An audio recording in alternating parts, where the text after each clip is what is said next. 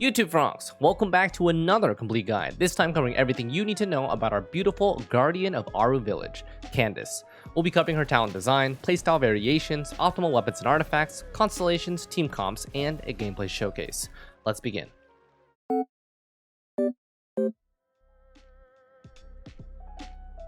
Our newest Hydro 4-star, released with the desert region of Sumeru, Candace provides a unique blend of general support and conditional DPS, combining Beto's elemental skill mechanic with a normal attack buffing and Hydro Infusion burst. Her base kit is primarily an HP-focused design with reminiscent build paths to Zhongli, able to be a strict, bulky buffer, or transform herself into a conditional DPS. Unfortunately, Candace's normal charge attack talent is the only portion of her kit that scales with attack. If you want to run her as her own Hydro DPS, she suffers from split scaling between these attack multipliers and her elemental skill, elemental burst, HP multipliers. Now, this is still possible with a conditional DPS build because of her abnormally high multipliers, something we will cover later when discussing her builds. Besides that, her normal charge attack animations include a cool shield bash on her N2, which doubles as a harder hit against mining rocks around Tevat. And because I know a bunch of people want to use her as her own Hydro on-field DPS, I found that N2C and N3C to be the most fluid combo rotations while she's on the field. Elemental skill, Heron's Sanctum, I don't know if I pronounced that right. Candace raises her shield in preparation to block attacks similar to Beto/Yunjin's elemental skill. Unlike the other two though, Candace is the first character to actually block with her shield and incorporate it into her abilities, which acts as a heavier hit than normal. On tap, Candace pushes her shield forward, dealing Hydro damage to any enemies directly in front of her, dealing the basic damage multiplier, generating 2 Hydro particles, and going on a 6-second cooldown. On hold, Candace charges her shield, and either upon blocking an attack or holding for 1 to 2 seconds, dives slightly forward, dealing Hydro damage to any enemies around her. This deals the charged up damage multiplier, generates 3 Hydro orbs, and has a 9-second cooldown. Both of these multipliers are HP % based, and have her highest single hit multipliers able to nuke with quite decent damage if set up properly. With her Ascension 1 passive, she gains an instant charge for her counter if she's hit during her block. And to those curious, Candace's Hold E does one-shot crystal rocks, useful for close combat mining. Elemental Burst, Wagtail's Tide. Candace raises her polearm, dealing AoE Hydro damage, activating Prayer of the Crimson Crown, and Aura that follows the active character.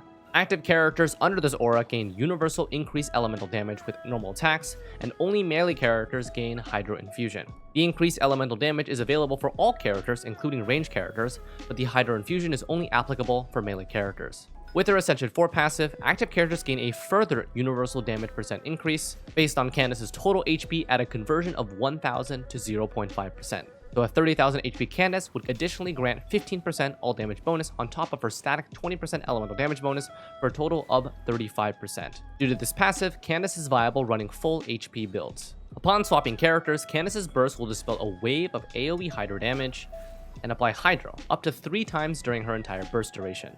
While the fresh Hydro application is very useful for quick swap bloom related compositions, the limit of 3 is an unfortunate cap given her burst duration is a base of 9 seconds with a cooldown of 15 seconds. For practical purposes, her burst re-app will only exist for about 6 seconds per burst, for a rough 40% uptime. With a 60 energy cost, her energy requirements are not that expensive but are important if aiming for maximized buff uptime. All damage dealt due to her burst scales off of her max HP, which increases with the higher talent level, while her elemental buff is a static 20% at all levels. Her total burst damage at level 6 is 9.3 initial, with 3 waves of 9.3, totaling the 37.2% max HP in 15 seconds. In my opinion, the main benefit from her burst is the character swapping Hydro wave, but unfortunately it's capped activations. Now, her talent priority depends on what you need.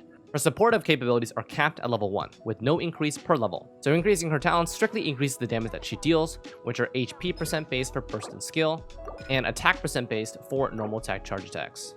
So if you're opting for her HP build path, I'd prioritize elemental skill equal elemental burst and then way over the normal attack charge attack talent, even though the multipliers don't increase by too much. If you're opting for a conditional DPS build path, her normal charge attack talent actually has fairly strong attack multipliers, but I'd run normal charge attack talent first and then elemental skill and burst equally. So currently I've opted for a 166 build, as that is technically what she's designed for, but I will likely level up my normal charge attack talents later to experiment with DPS Candace. So, when would you use Candace? Her design incentivizes usage around her elemental burst, granting 20 to 35% damage bonus to normal attacks, increasing based on her total HP. This bonus isn't particularly strong for a whole unit slot though. It's more of an extra on already normal attacking teams. Units like Yunjin are also more dedicated to this slot by directly converting their stat to a direct ammo buff, which is stronger usually. Second, the utility of her Hydro reapplication from her burst is actually quite nice, especially with close-range melee teams. However, it's limited to 3 per burst. If this part of her burst had a higher cap reasonable for a 15-second rotation, then there'd be a higher incentive to use her in bloom-related compositions more frequently. Because she does have Hydro Infusion on her burst, she also has high value for more uncommon compositions, turning your favorite melee characters into Hydro DPS. It is able to override common Pyro Infusions like Bennett C6 or Diluc's Self-Infusion, leading to some curious vaporized builds, but it's unable to override Crown Infusion from Changyun's E. Finally, her normal charge attack talent multipliers are abnormally high for a character with a design focus targeted to her elemental skill and burst, so players wishing to make their Candace her own Hydro DPS can invest in her as a standard DPS, foregoing the HP scaling from her elemental skill and burst. So, for all of these reasons, Candace seems maximized as a quote for fun character. As of now, she does not seem like an enabler for any new and improved high DPS Abyss compositions, but rather an experiment for veteran players looking for something more unique and different to try out. So for those looking to invest some resources into her, keep an open mind for how you want to play around her. Personally, I wanted to C6 her because she has a gorgeous design, and if I decide to invest in her, it'd be cool to run her as her own DPS. So, for Candace, her constellations are pure quality of life for improving the way she works. Everything makes design sense, but nothing is crazy broken and makes her a game-changing unit. Constellation 1. Burst duration is increased by 3 seconds from 9 seconds to 12 seconds. This improves her burst uptime from 60% to 80%. No change to her Hydro Wave procs though, which is still capped at 3, so the main improvement from this is extended Hydro Infusion and buff duration. Constellation 2, plus 20% base HP for 15 seconds after her elemental skill hits opponents. Main use of this is to improve her burst HP scaling in a typical E into Q combo. C3 and C5, burst plus 3 levels and elemental skill plus 3 levels respectively. This is just greater HP scaling from her abilities for slightly more damage. Constellation 4, hold E cooldown is reduced from 9 seconds to 6 seconds, the same as her tap ECD. This is solid energy quality of life, guaranteeing 2 hold elemental skills per burst rotation, generating 6 Hydro Orbs, 3 each. Constellation 6. Candace gains a 15% max HP wave of damage every 2.3 seconds when someone else, not herself, deals elemental damage with their normal attack. So relative to her own burst damage, this C6 damage is quite significant and more than doubles her personal burst damage output. The proc is once per 2.3 seconds, which also improves her Hydro application beyond her 3-wave cap and persists through her full burst duration, useful for teams that she can already exist on. So overall for Candace, Constellation 1 is in my opinion a needed constellation for general use. The increased duration massively increases her uptime and for general use Hydro Infusion and damage bonuses. After that, Constellation 4 and 6 provide the most valuable improvements, assisting her energy generation here by reducing the cost of the hold and improving her damage and Hydro application with C6. Alright, let's build her up with weapons first. Depending on how you wish to build her, she has pretty defined choices for each path. If you're focusing on her elemental burst supportive capabilities, we have 2 options, Black Tassel and Favonius Lance. These are your best options. In both of these choices, energy recharge for burst uptime has the highest priority. Black Tassel opens up a pure tank build as well, focused on maximized damage percent buffing, limiting burst uptime to strictly substats. Favonius Lance will likely be the most favored weapon for this type of build due to its energy recharge substat and ideal passive for particle generation. As with all Favonius weapons, crit rate is needed to enable the passive. If you are planning on DPS Candace, I would only run this build if you have one particular weapon. A second is available if you're feeling adventurous and want to try it out. Staff of Homa. This is the only polearm we currently have that mediates the split scaling between HP and attack. For Candace, this polearm can enable a conditional DPS Candace that doesn't sacrifice too much on her HP pool. Because this weapon is so high profile and used on a majority of polearm DPS, this option won't be available to the average player. Available as a second option, Deathmatch. So this polearm has no special synergy, besides being a universal crit rate statistic for all DPS polearm users. While I really only suggest DPS Candace with Staff of Homa, Deathmatch is an acceptable barrier of entry for these reasons. Artifacts. As a 15-second cooldown burst user, Candace follows the general formula for supports. 4-piece Noblesse for team attack percent buff on an 80% uptime. 4-piece Instructor for a team elemental mastery buff on a 100% uptime. With Dendro-oriented compositions, 4-piece Instructor returns as a stable choice for nearly 100% uptime on its 120 elemental mastery buff. While 4-piece Deepwood is also an option, its value is quite diminished on Hydro supports. And the reason is because Bloom-oriented teams typically involve a 3-step reaction That means Hydro plus Dendro, and then something like Pyro or Electro for Burgeon or Hyper Bloom. So usually in those reactions, someone like Dendro MC would be holding the 4-piece Deepwood, and so therefore Noblesse and Instructor would be better for Candace. Now, those who don't have or don't need the previous options can opt for a more selfish but universal 2-piece combo. 2-piece Tenacity and 2-piece Emblem. These are the generic 20% HP and 20% recharge universal increases that work perfectly with her needs. And if you do decide to run DPS Candace, 4-piece Heart of Depth will provide the best general benefits for her normal and charge attacks. Main stat choices.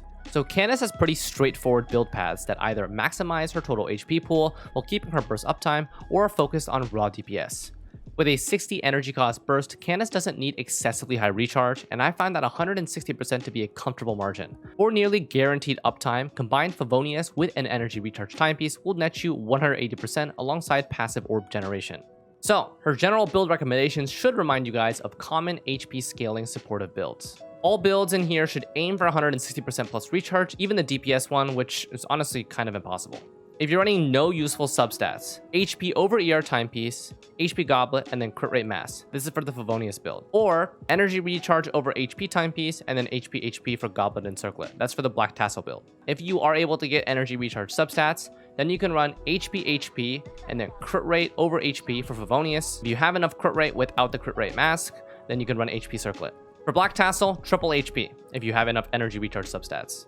And then if you're running the Homa DPS build, you can run attack percent, Hydro Goblet, and crit rate mask. 160% energy recharge is very tough to achieve here. It's only for the most disgusting of artifacts that are able to go 2 rolls per artifact at about 10 to 12% each. Limited recharge is okay if you just want to show off how much your DPS Candace can do. In general, prioritize enough recharge for burst uptime, then crit rate for Favonius with 35% minimum, 50% for comfort, and then HP for the Ascension 4 buff. For DPS, attack percent timepiece scales better than HP percent timepiece. Homa will provide at least 20% extra HP from its passive. Team compositions. So, as I mentioned, in my opinion, Candace seems maximized as a quote-for-fun character. She does not enable any new and improved high DPS meta compositions, but more of a fun experiment to try out for veterans and casuals alike. So please, if you choose to invest in her, keep an open mind for what you want to experiment with. I will provide rough team composition templates that work with how her kit is designed. The low investment, easy to try out version of Candace is her high HP supportive build, intended to utilize her burst damage bonus and added Hydro Infusion and Hydro Application. I found that the best on-field DPS to make use of these traits is Ayato, in any of his usual team compositions. Ayato enables double Hydro Resonance, valuable mainly for Candace, but also Ayato is able to use, alongside heavy normal attack damage bonus and shorter rotations that enable a more swap-friendly playstyle. This composition can continue to stack this type of playstyle by adding in Yunjin and Zhongli for a dual Hydro Geo survivability composition, or, if you favor more glass cannon, involving supports like Kazuha and Bennett. From my experience, the Ayato-Candace duo fits most closely with how her design is intended to be used.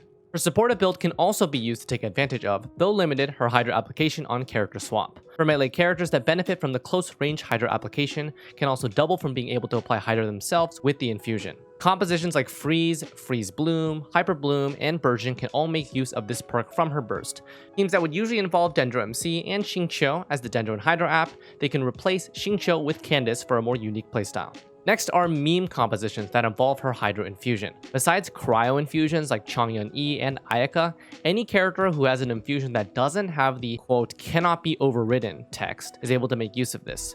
So Bennett C6, Deluxe Burst Pyro Infusion, Kaching are a few current examples of overridable infusions. Pyro characters using Candace's Burst Infusion are able to self-vaporize their own abilities. And finally, DPS Candace. So, this is just a modification of National Kazuha, but with DPS Candace instead of Xingqiu. Throw her in with Staff of Homa, 4-piece Heart of Depth set, and DPS artifacts, and let her normal and charge attacks do the job. The energy can be mitigated in this team comp with at least one Favonius weapon user, either on Kazuha or Bennett. Alright, here is a showcase of some of those compositions that I mentioned. In the support setup, Candace is using a 4-piece Noblesse set with triple HP, Favonius Lance, and sits at 159% ER. In the DPS setup, Candace is using R1 Homa, 4-piece Heart of Depth, and sits at 115% energy recharge. The damage coming from her is very low due to level 1 talents. Cue the music, Mr. Cope.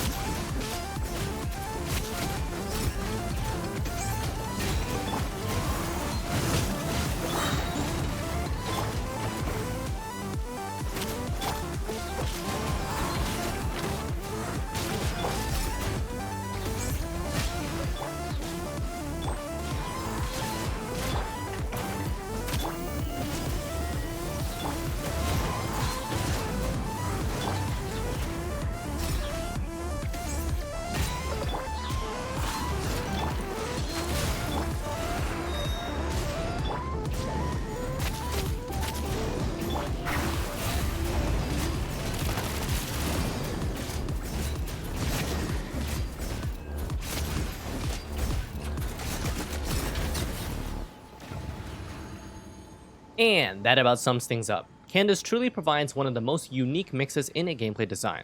From buffing, infusion, swap-based Hydra application, to abnormally high normal charge attack talent multipliers, while Candace may not be the strongest choice in a team comp, she provides a unique experience for travelers willing to try something out of the box. That wraps up all of my general findings on Candace. Really appreciate all your support, and if you made it to the end, don't forget to subscribe. Thanks for watching, and as always, we'll see you next time.